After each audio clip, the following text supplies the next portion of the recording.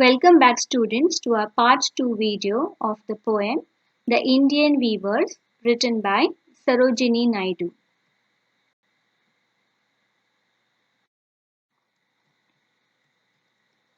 In this video I am going to cover summary of the poem, poetic devices and rhyme scheme. Summary to the poem The Indian Weavers. Children, in our part 1 video, we have seen that the poem comprises of 3 stanzas. Each stanza has its symbolic beauty and significance. The first stanza signifies the first stage of life, that is childhood. The second stanza signifies second stage of life, that is adulthood. And the third stanza signifies the third stage of life, that is old age. Let's see this in detail. In the first stanza, the weavers are weaving the robes of a newborn child at daybreak. Daybreak here means when the day has begun.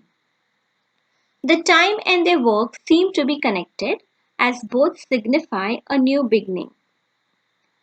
The garment for the child is bright and colorful, as these qualities seem to be synonymous.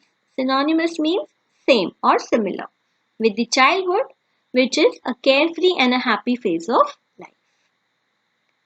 Then we move on to the second stage. In the second stanza, the weavers are weaving the marriage veils of queen. The comparison with the feathers of a peacock, which is a magnificent bird, and the choice of colors symbolize royalty and celebration, befitting a queen. The bright colors also symbolize energy and mobility in adulthood. Then the last stage, that is the old age.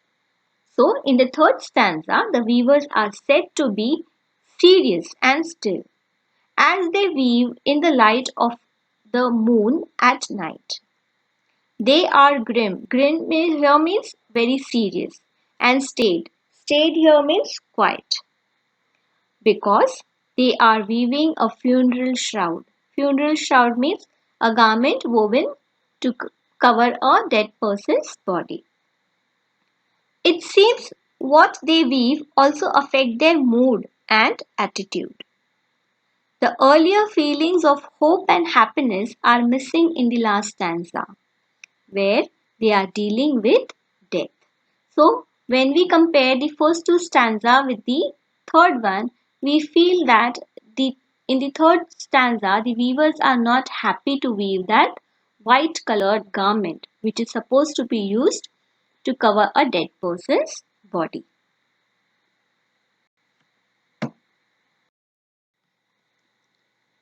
Let's identify figures of speech from the poem. We have first one, alliteration. Alliteration is a term to describe a literary device in which a series of words begin with the same consonant sound. For example, Peter Piper picked a peck of pickled peppers. Here, sound P is repeated time and again. Next we have Black bug bit a big black bear. Here, letter B is repeated time and again. Let's see the example from the poem. Weavers weaving at break of day. The sound W is repeated pleasingly. Next figure of speech we have interrogation. Interrogation is asking not for the sake of getting answer, but to put a point more effectively.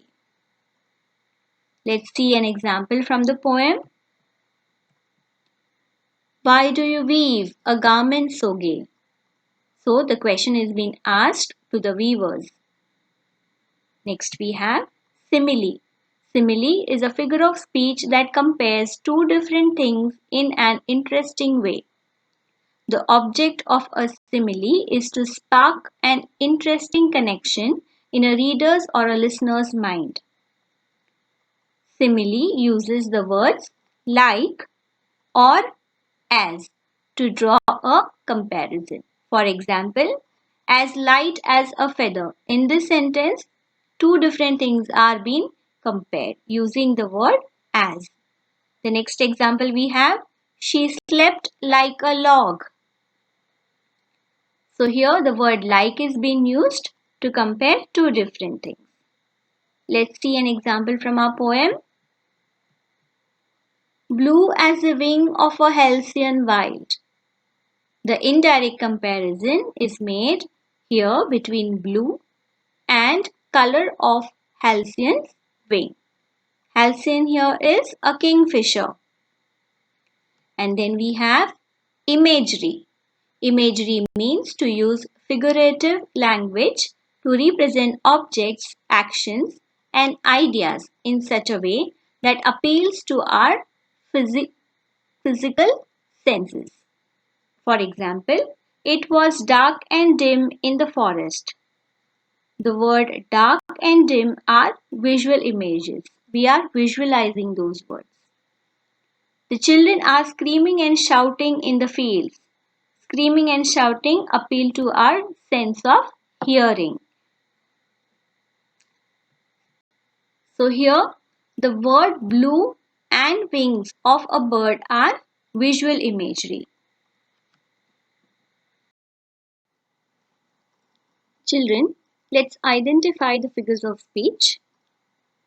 We weave the robes of a newborn child. Alliteration. The sound W is repeated here pleasingly. Similarly, the next line, weavers weaving at a fall of night. This is also an example of alliteration because the sound W is repeated again and again. Next we have, why do you weave a garment so bright? A question has been asked, so it is interrogation. Like the plumes of a peacock, purple and green, we weave the marriage veils of a queen. The first line tells us it's simile because the indirect comparison is made here between peacock's plumes and marriage veils. We also have alliteration as the sound P and W is repeated pleasingly. We also have imagery as the word, the plumes of a peacock, purple and green are visual images.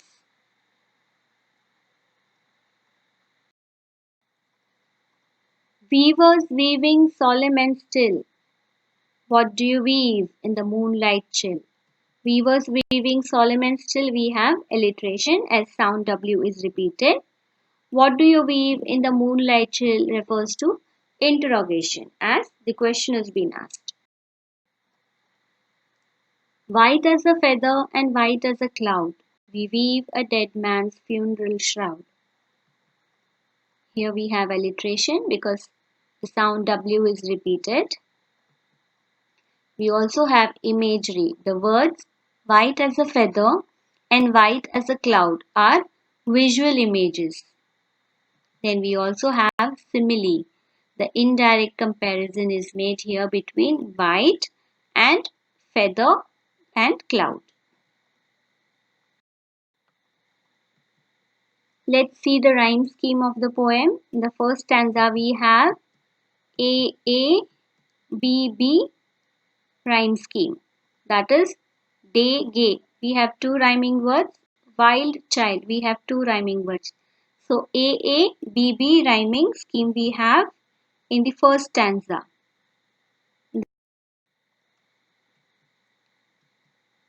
In the second stanza, we have rhyme scheme night bright A, green queen B. So here also we have the same rhyme scheme, that is A, B. In the third stanza, let's see still chill A, cloud shroud B. So the poem has A, B rhyme scheme.